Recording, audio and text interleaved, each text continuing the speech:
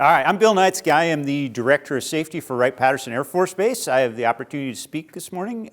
I'm actually the Wright-Patterson Air Force Base representative to the South Metro Regional Chamber of Commerce.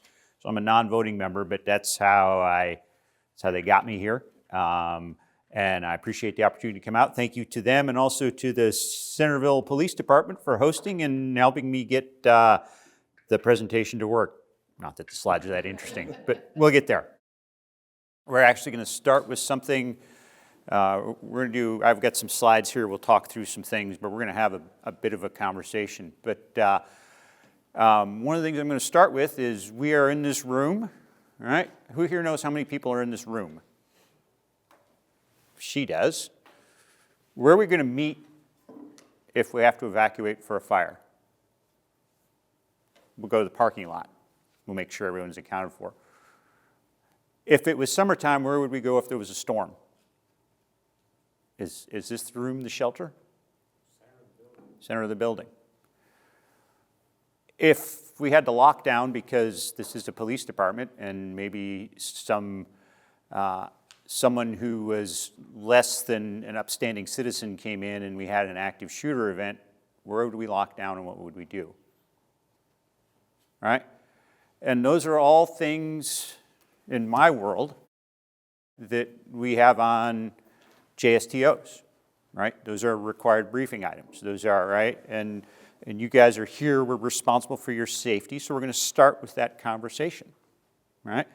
And one of the problems that we had early on when we came back to work, or when we started doing, after the pandemic, when we started doing some hoteling things, is those are all required things, right? They're all required things within your organization. But we had people showing up to hoteling spaces, places where they didn't work every day, right? How do we make sure they know those things? Because those are requirements within your safety program, right? We're going to talk about some of that stuff today. We're going to have a conversation about, quite honestly, how the military, specifically the Air Force, does safety in my world, because that's where I come from.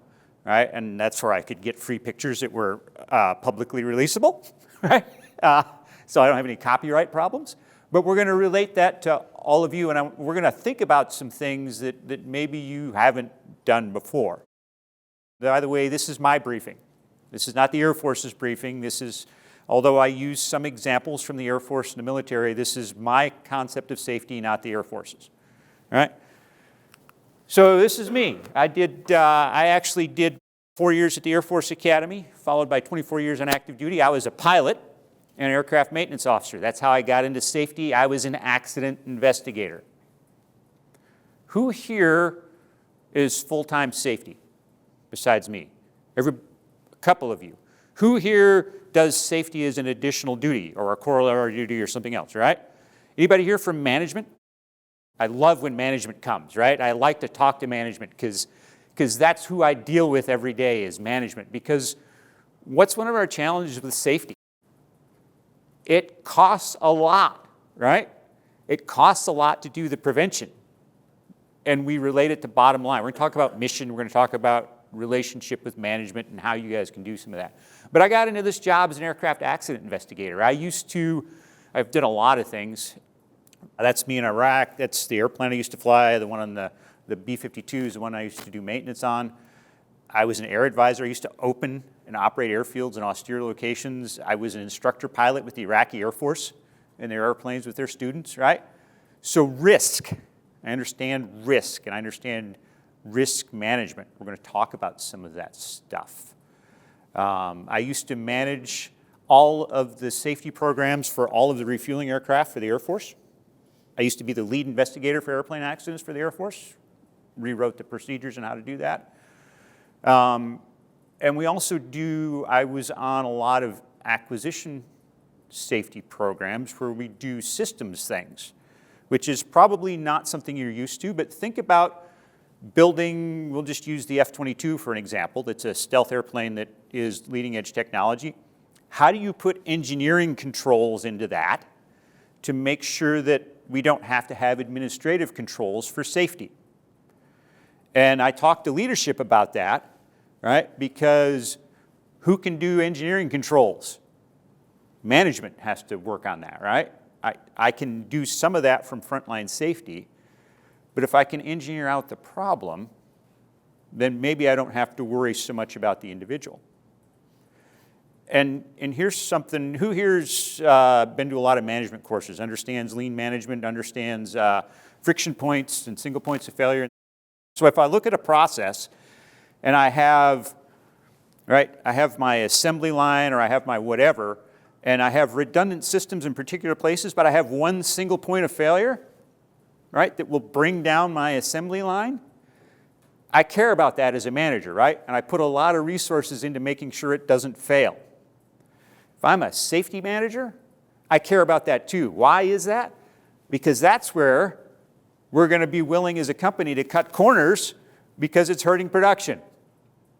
Right? So that's the first place I look for people that aren't following the rules, the safety rules, when something happens. And as a safety professional, you can do that same thing, right? Oh, we had a big crisis. People are rushing now to make sure we get the system back online.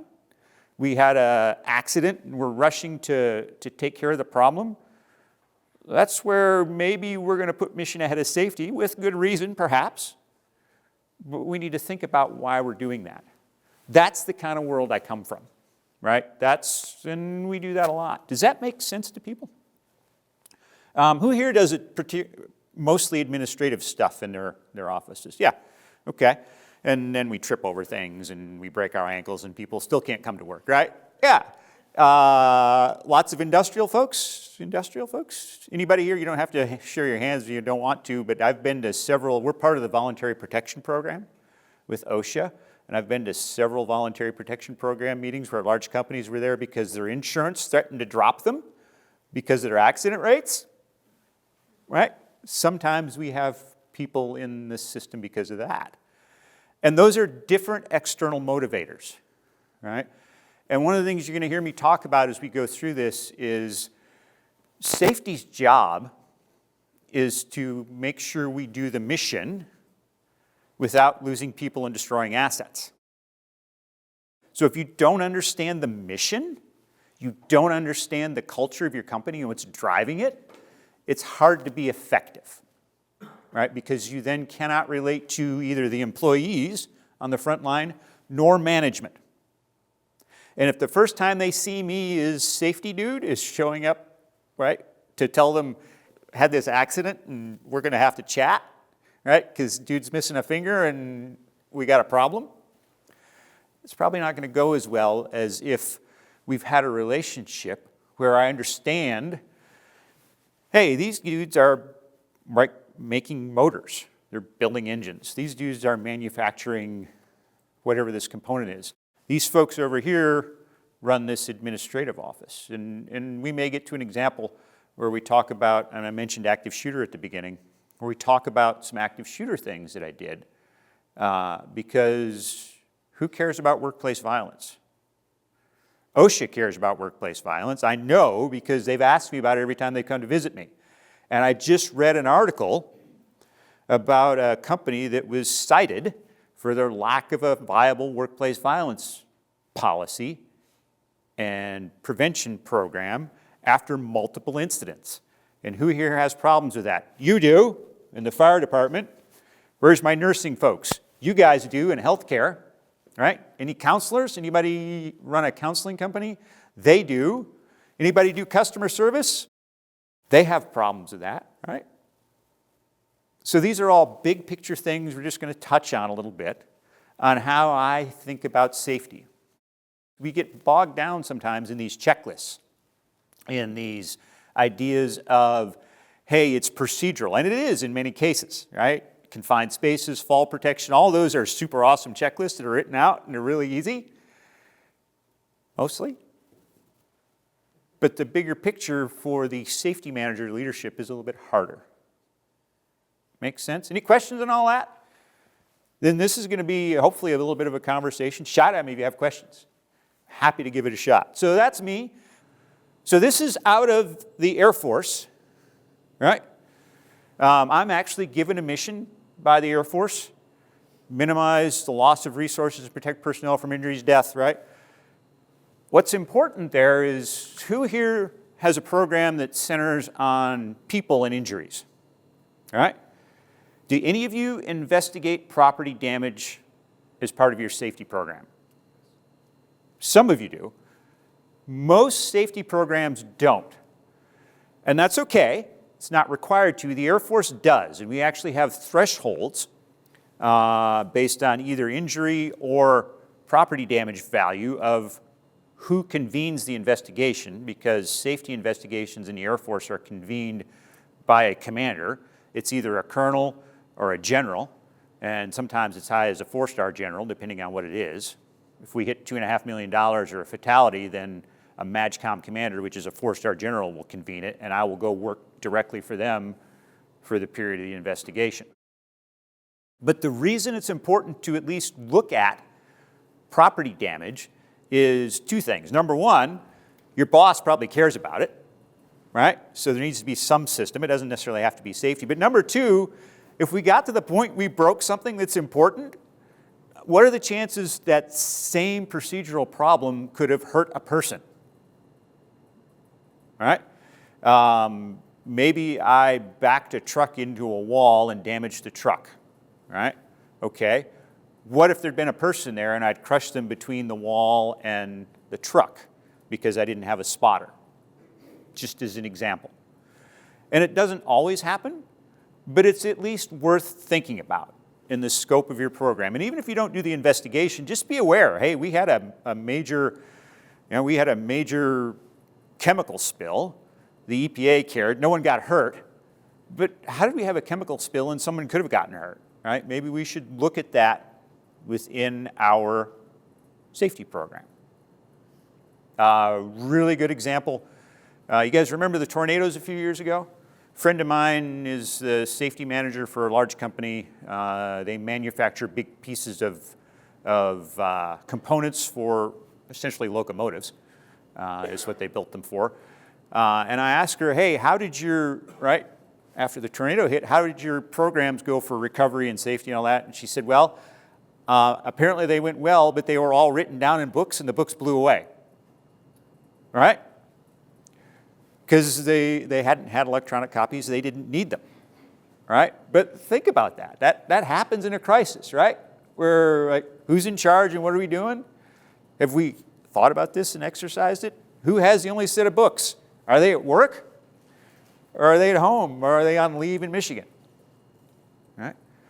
So that's my mission. That's probably your mission also. We do that. In my program, we do that through compliance, risk reduction, and continuous improvement. The Air Force told me that. And then on the side over here, I have four pillars of excellence, or whatever you want to call them: policy, leadership, risk management, assurance, promotion, education. Let's talk a little bit about assurance. That is where, in many cases, I go out and inspect the facilities, right? We have 900 facilities on Wright-Patterson Air Force Base that get inspected every year by the safety program for all those things. We have about 38,000 people that work out there, and then we have 118 actual safety programs that we inspect every year. That's part of assurance, right, is looking at the basics of those programs. But I would make the case to all of the safety professionals in this room, especially management, that enforcement is a key part of safety, right? Love this example. We have a curvy road, there's a 55-mile-an-hour sign, there's a blind curve. If I tell you as a safety guy, you should go 55 around there because there might be a deer or a stalled car or something around the corner, you'll be like, yeah, that's awesome, thank you, and you'll do what, 70? 65, depending on who you are. If I tell you that my friends from the Centerville Police Department sit around that blind corner and give you tickets for speeding through there and they're double price, who's going to slow down? All of you, right? Enforcement works. It's a key part of safety, but safety shouldn't do it, right? Safety should be looking at programs. In my world where we have, right, because sometimes, who here knows the Air Force might work with explosives, right? Maybe? Yeah. What do you suppose the allowable error rate in working explosives is? Not real high. Just like the allowable error rate for the dude that lands the airplane, right? Probably shouldn't be real high. So there are processes and procedures, but there's a quality control function, right, that oversees that. And by the way, if there's a detected safety violation, right, we violated safety rules, it's an automatic failure on the evaluation and they have to be retrained. Safety doesn't do that. I just get the report afterwards. Quality assurance does that. Standardization evaluation. Who in your company at a leadership level that is not a safety professional is responsible for enforcing standards? Right? Maybe you get the union leadership on board because they handle internally and they don't want people to get hurt. Maybe it's your quality control folks. Build a relationship with them. Talk to them about, hey, here's what I'm concerned about. How can we help each other? What training can I provide that will help you to be better at looking for safety things, but also how can I further your goals within the program? Does that make sense? So yeah, so I try not to do much enforcement. In fact, if I see safety violations and things, if they're on an inspection, it goes to whoever the leader of the unit is, commander, the supervisor. I generally, unless it's egregious, will go find the supervisor and make them take care of it. Hey, your dudes are, and I've taken pictures like, hey man, these are your dudes and here's the picture of what they're doing. You need to fix this, right? Because it's your responsibility as a supervisor, right? Shift that burden to them when you can. All right, let's see what's on the next slide. It's always exciting because I forgot after I made them. Oh, risk management. So we empower, depends on how you use the word, airmen, soldiers, employees at every level to make good decisions. And we show them this wheel of good judgment, right? This 5-step process of how we identify hazards, assess it, right? It's a pretty good process. What's interesting is we use this same process for a lot of other things, right? We use this same process to assess security at the installation, but we don't do it, right? We use this same process for budget things, right? And I bet management at your company outside of safety is using a similar process when they look at risk. So speak that language with them. Help them to understand how, right, risk and safety relates to risk in their monetary world, and the processes are similar. Because when you have a common language, when you can speak to management, when you can speak to other leaders in the organization, it will help you to further your agenda of protecting people, right? But it will also help them to further their agenda of, oh, yeah, it's like super expensive when someone gets hurt. Right? So have that communication. Some basic skills that we teach everybody. Right? And any veterans here? Anybody served? Anybody have family members that served? Anybody, right? So in my world, we let ridiculously young people do incredibly scary things on a routine basis. Have you noticed the age of the dudes with the guns that guard our gates? Right? By the time I was 22, they had let me fly a glider, they'd let me rappel out of a helicopter, they'd let me blow things up, right? Because that's what we do, right? We train them. And all of those things are scary and hard, right? Imagine some dude hands you a length of rope and tells you to tie a Swiss seat around your waist, and you hook a carabiner on it, and then you're going to rappel with it. And you hope you tied it right, right?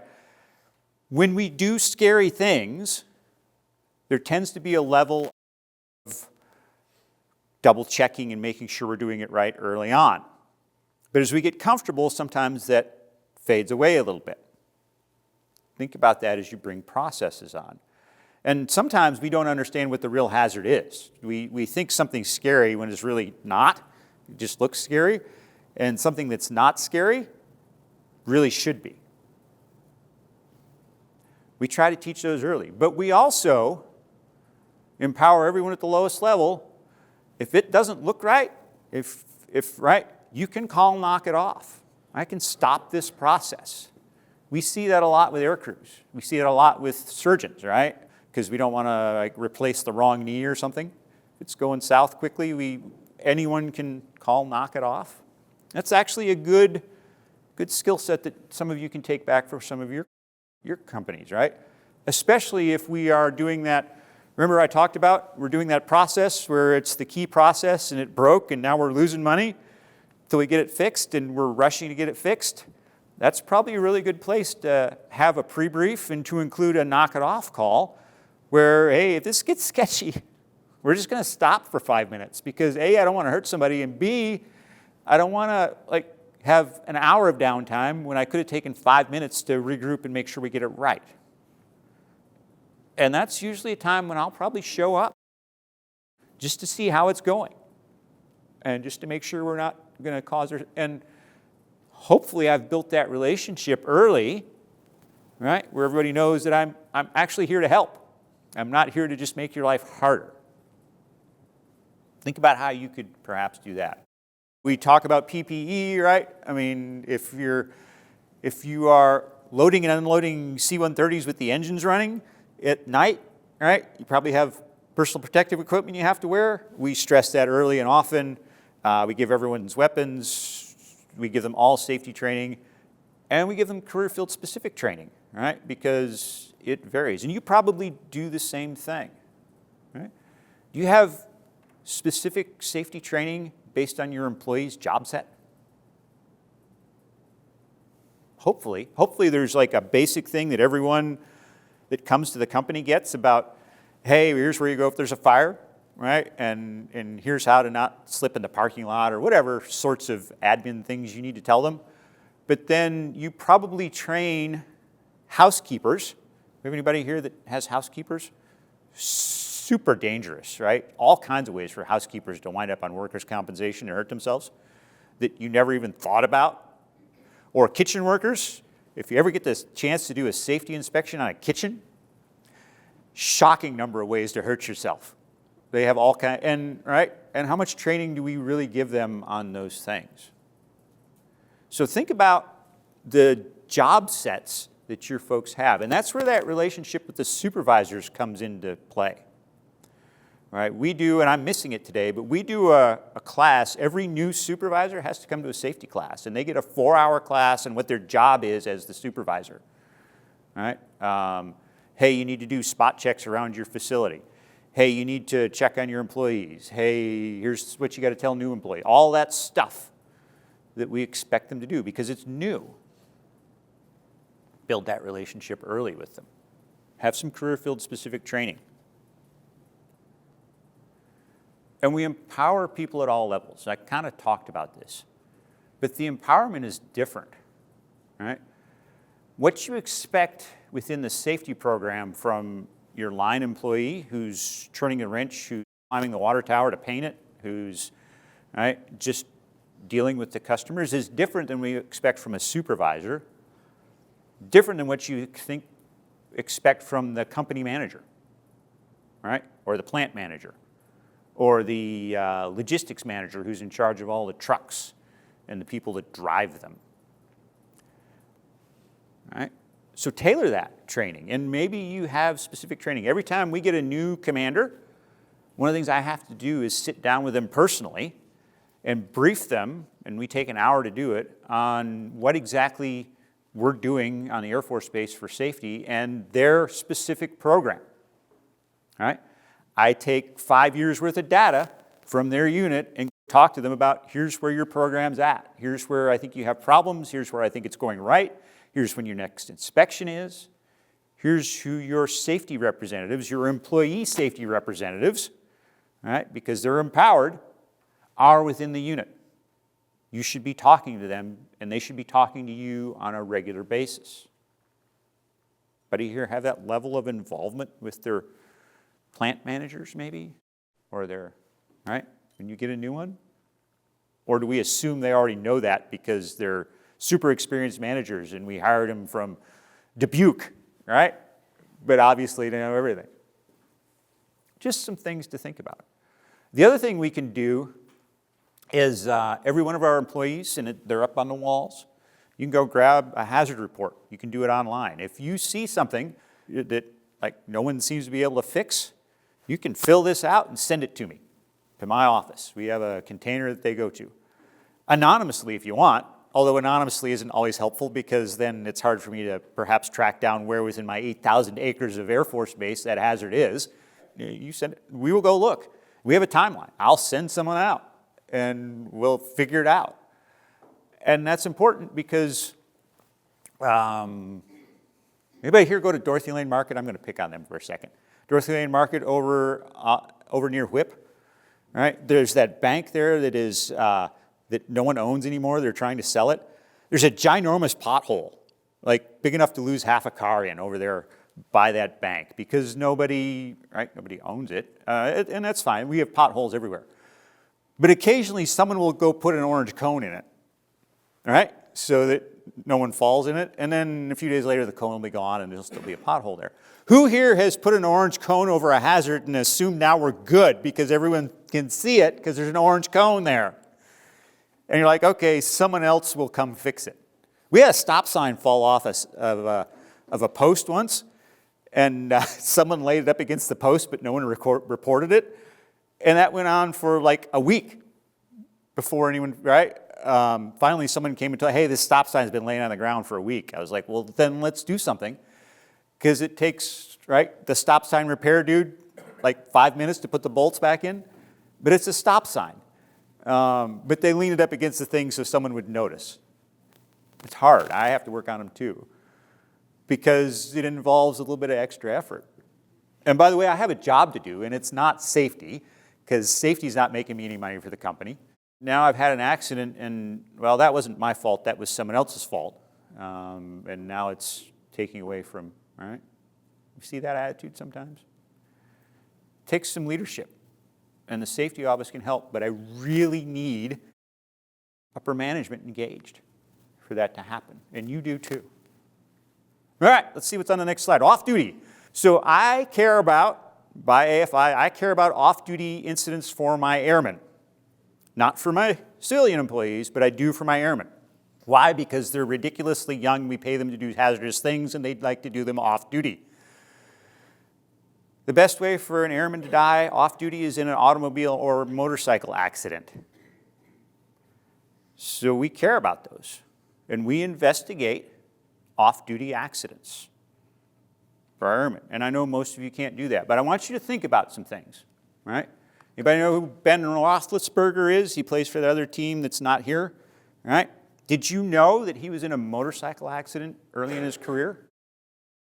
What happened after that? They changed the terms of his contract, and they wrote in there that he couldn't ride motorcycles anymore or he was not going to play for them because of the investment in that person. Singer Madonna, her singing contract with her recording company said she could not ride horses because she'd fallen off a horse and injured herself. All right? Now, those were mutually agreeable terms, but there are ways you can do those things. All right? We have requirements, military and civilian, for motorcycle operations on the Air Force Base that are stricter than the state of Ohio's requirements. And we can enforce those, right, because of who we are. If you're going to come on Wright-Patterson Air Force Base on your motorcycle, you need to have the following gear, or you cannot ride on our Air Force Base. All right? You guys can do that for things like, who here has people that drive as part of their job? Yeah, right? You can put conditions on that. You can put conditions on how they drive while they're on duty. Right? Why? Because where do we hurt truck drivers and where do we hurt delivery drivers? We hurt them while they're driving. They're in accidents. You can do that. There's legal ways to do it. Something to think about. So be a little bit creative. Anybody here investigate accidents as part of their job? You do.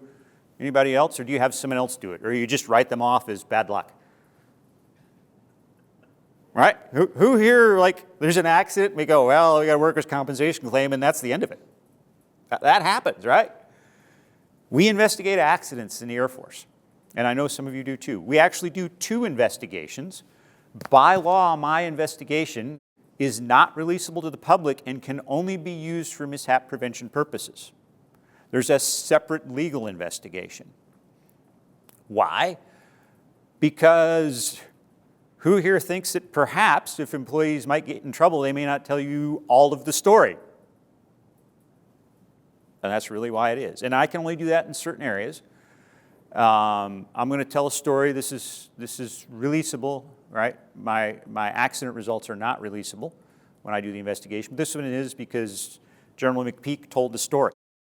General McPeak used to be a Thunderbird pilot, and in the early 1970s, they were doing an air show somewhere in an F-100, and they got to show center, and he pulled a 6G pull, which was standard, and the airplane came apart around him, and he ejected, and nobody knew why. So we did a safety investigation, and we make recommendations after this. What they found was there were structural issues with the airplane that people didn't know about. He tells this whole story. It's a pretty good article. You can Google it. Structural issues they didn't know about with the airplanes because of the way they were inspecting, and right, they're complicated things. When they went back and looked, they found that a number of pilots in Vietnam had gotten to the bottom of their bombing run, pulled 6Gs, had the airplane come apart around them, but they assumed they'd been shot down, when really it was a problem with the equipment. And once they learned that, they were able to change some processes and procedures and get some things taken care of. All right? It's important to investigate your accidents. It's important to find that root cause and be able to make recommendations to leadership and management in a safe way so that things can be improved. And there's a place for enforcement. If people weren't following the rules, someone should do something about that. In my world, that's a separate investigation convened by the same commander, but led by the legal office and not the safety office, so that people will feel more comfortable talking to us because they know I'm not going to release that to the public or to the lawyers. Bottom line on all that, you really do need to look at accidents.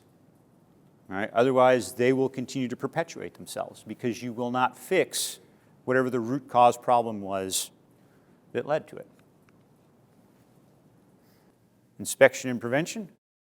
Oh, by the way, a major safety investigation, right? Minor ones, it's like just an investigator, one of our safety guys goes out and looks at it. But I am in the pool to do Air Force investigations, right, as a board president and an investigating officer. So if the Air Force has, so let's say you guys probably saw that there was an F-35 crash not too long ago.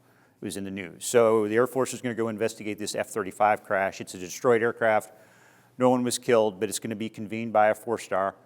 Right? They will send a senior officer to be the board president who has a small amount of safety training, or someone like me. They will send a qualified safety investigator, and then the rest of that board that's going to do this investigation are not safety people.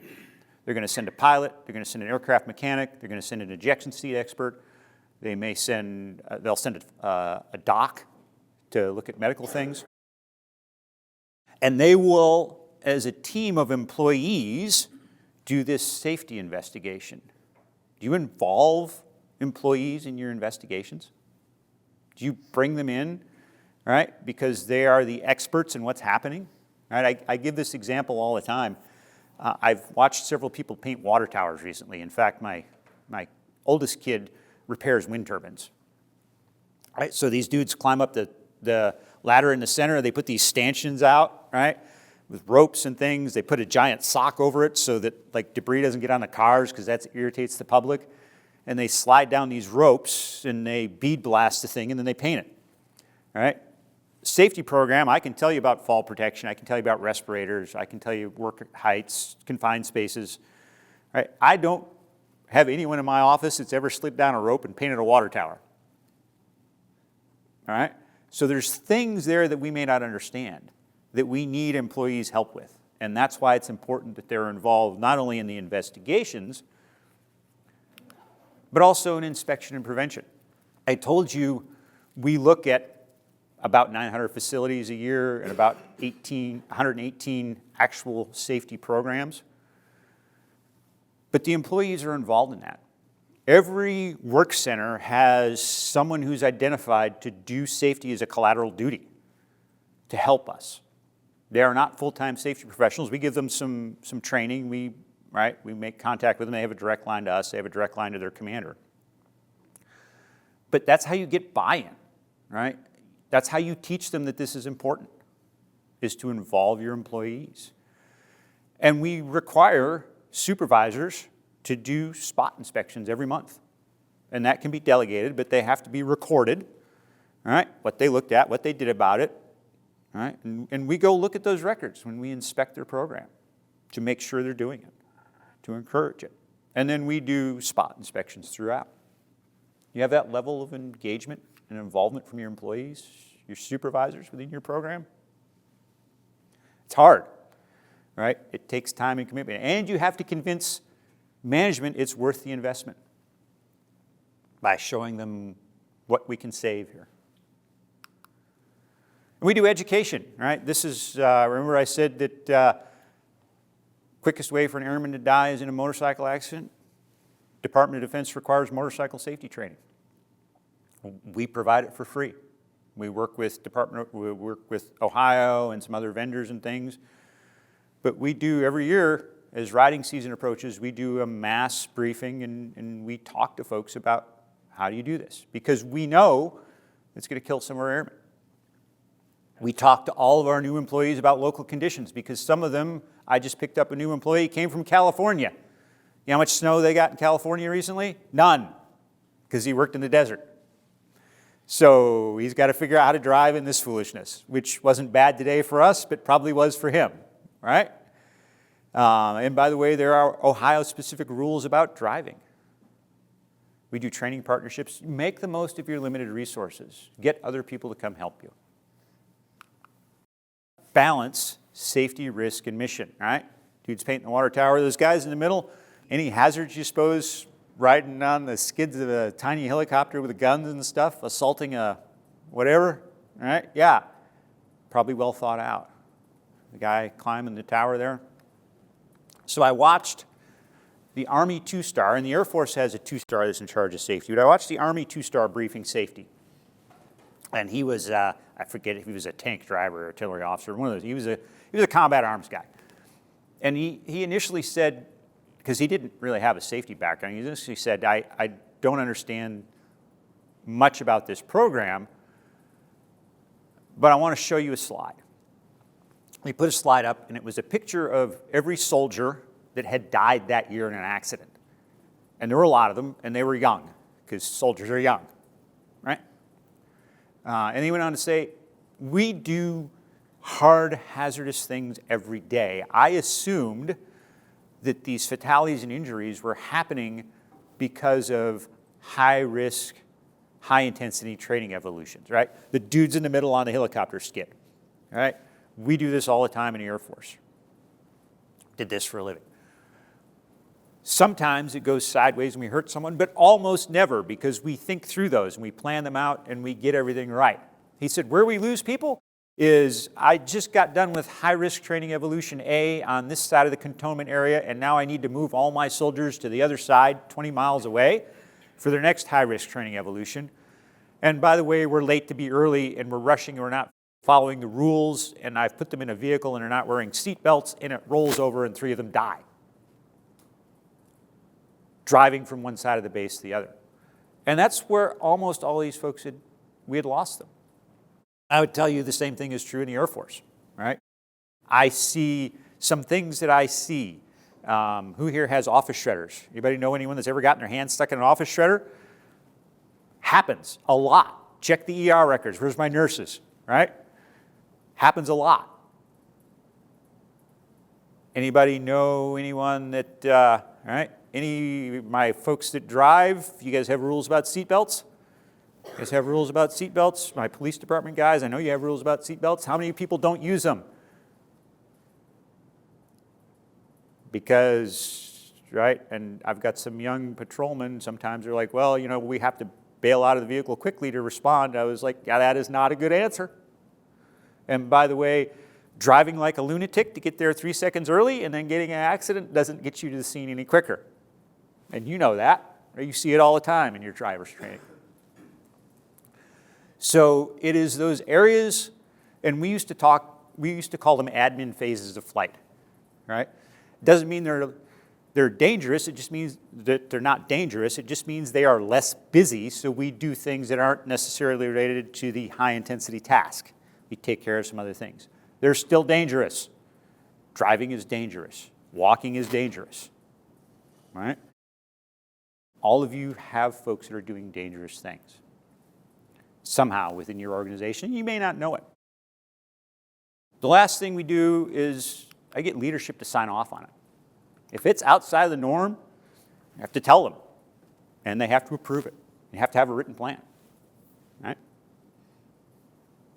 Because there's a good chance they're going to do it and not tell you if you don't, right? Hopefully that's some overviews on some things that, out of my experience and program, that may be able to help you just a little bit. May not be applicable completely, but I think there's areas that all of you could perhaps look at something and go, yeah, we could make some improvements here.